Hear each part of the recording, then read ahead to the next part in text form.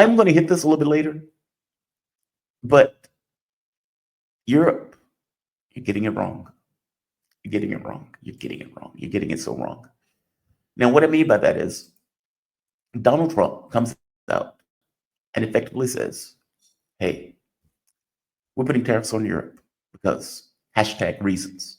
Now, initially in the very beginning, the entire point was, well, they have tariffs on products that are going into Europe. So we're going to have tariffs on products coming into the US. Now, a European economy that is already reeling because it decided to have this war in Ukraine, to get rid of oil and gas from Russia, which immediately deindustrialized many of the sites in Europe, where many of those companies eventually came to the United States, or many of those countries just went belly up. The amount they're paying for energy went through the roof. And you can imagine if you're paying that much more for energy, how do you price that into the products that you're selling? What we realized after the fact was the garden of Europe was only allowed to be a garden because it was able to get cheap energy and reliable energy from Russia. When that stopped, it was no longer a garden. It's no longer a garden. So now Trump comes along and it's like, we're putting tariffs on everything from you going forward. Now, Ursula von der Leyen, trying to be rational, and as I told my ex, that is not the position that you take with bullies. Rationality is not accepted as rationality. Rationality is accepted as weakness from bullies. And Ursula von der Leyen came out and said, this. Meaning she knows that the European economy is trash without Russian energy. She knows that they don't have any electronic companies like Twitter, Facebook, Google, Instagram, and everything else. Those are from other places.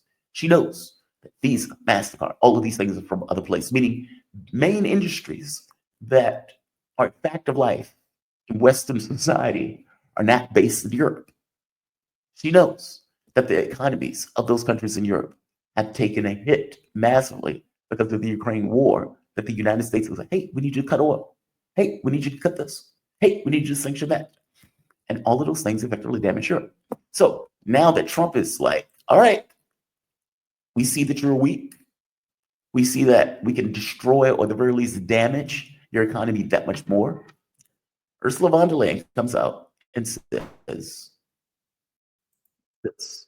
Again, rational. We stand ready to negotiate with the United States. Indeed, we have offered 0 for 0 tariffs for industrial goods, as we have successfully done with many other trading partners, because Europe is always ready for a good deal. So we keep it on the table. But we are also prepared to respond through countermeasures and defend our interests.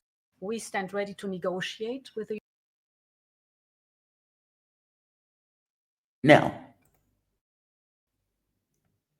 as somebody who's dealt with a bully when they was a kid, the countermeasures should have came first. Countermeasures should have came first. Should have been aggressive, should have been angry, regardless of what the reality was. You should have postured if you needed to. Countermeasures should have came first. Whatever Trump would have said, he would have respected you more for the fact that you were willing to fight in the beginning. If you need to negotiate down from the position that you start at, fair enough. But to go into it in this kind of Obama-esque way where you give the ball to the 50-yard line is not perceived as rational. It's perceived as weakness. Taking up on the weakness, Trump comes out and says, this. It's like, oh, you're being rational? You're being rational? Okay, fair enough. Now I need to watch on your arm. Now I need to watch on your arm if you're going to be rational about it. And we take their cars, Mercedes, Volkswagen, BMW. We take their millions of cars. They take no cars. They don't take our farm product. They don't take anything. Europe's treated us very badly. We put a big tariff on Europe. They are coming to the table. They want to talk. But there's no talk unless they pay us a lot of money on a yearly basis. Number one for present, but also for past, because they've taken a lot of our wealth away, and we're not going to allow it to happen. Again, his take is they're weak. And her coming out saying 0 for 0 tariffs is interpreted to Trump as you're weak. You're coming to me for a deal. You're weak. I knew I could get you to come to me for a deal. Go further. What I strongly suspected that Donald Trump wanted, and I'm glad the article pointed it out. Thus, it's not entirely about the tariffs. Keep in mind, the amount of tariffs that Donald Trump is putting on other countries is not equal to the trade barriers that is up in those countries. So Europe might have had like a 10% tax on like vehicles or something like that. The 0 to 0 tariff thing was offered before Trump even came out with these tariffs, just so you know. This is the issue. It's not only tariffs, it's not monetary tariffs, Trump said. The EU authorities come up with rules and regulations that are just designed for one reason, that you cannot sell your products in those countries, and we're not going to let it happen. This is what Trump said. All right. Now, Letnick, his lunatic, ridiculous, I think, Secretary of Commerce, I believe, said as much. We can't sell our lobsters. We can't sell our big, beautiful cows. They don't let us sell our cows because they're so big and beautiful, and they have thin cows. That's what he said. He went on TV and said that. Why? They don't sell Europe. It's like 27 countries, give or take, part of the European Union. There are rules that are built into how the European Union operates. I think they're called 5 freedoms or something like that. It's vague because I haven't looked at it in a while. In that rule set, health concerns are part and built into it. It's in the BRICS, right? And I don't mean the organization, I mean, it's in the BRICS in regards to the way they organize Europe.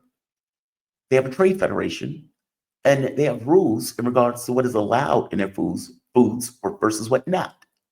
When RFK gave that speech about health secretary, and he pointed out, we have all of these chemicals in our food that are generally regarded as safe, that we have no idea if they are safe, and many of which causes either cancer or childhood illness. Okay, Europe don't have those products.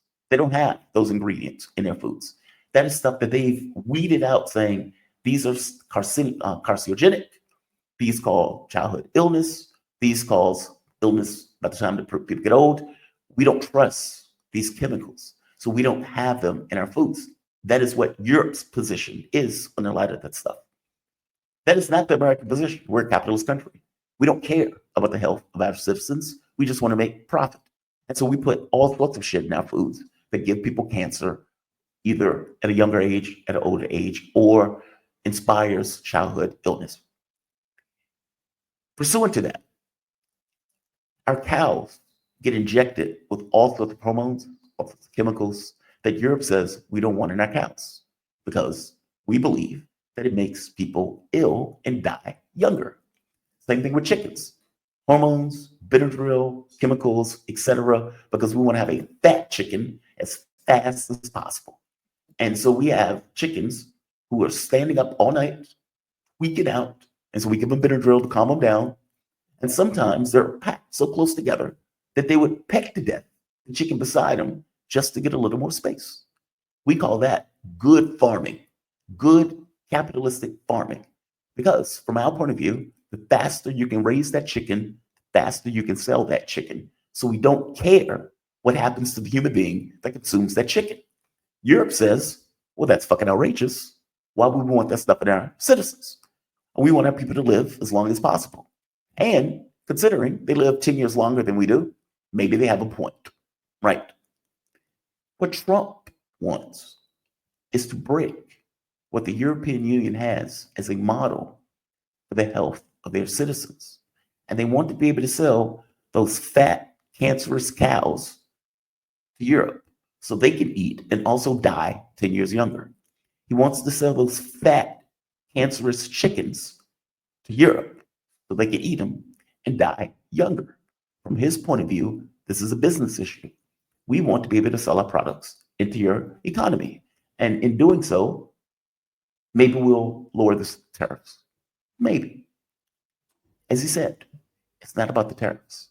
It's about being able to get our products in their market, despite the fact that they have laws against selling those products in their markets. So von der Leyen being open to negotiation right off the bat showed weakness. Showed weakness.